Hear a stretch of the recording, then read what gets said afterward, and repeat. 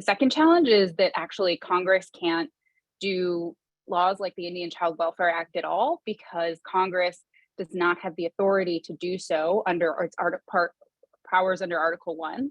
So, we have this idea that Congress can only act when it is specifically authorized to do so under the Constitution. And here, the challenge is that traditionally, the clearest source for Congress's authority in Indian affairs is the Indian Commerce Clause.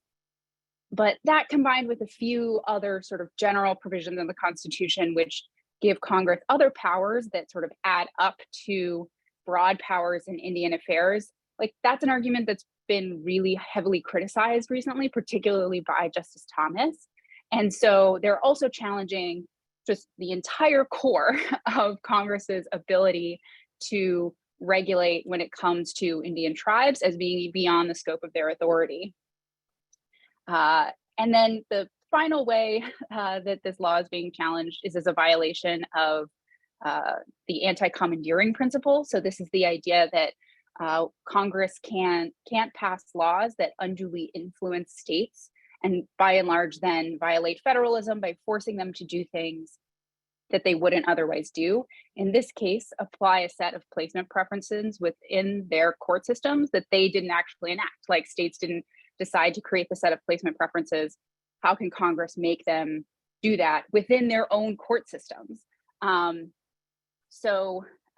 Ironically enough, this last way, anti-commandeering, is actually like the best way that the tribal advocates could lose this case because it's the only way that if they lose, it would uniquely just take down the Indian Child Welfare Act because it's tied up specifically with these kinds of placement preferences and how they operate within state courts.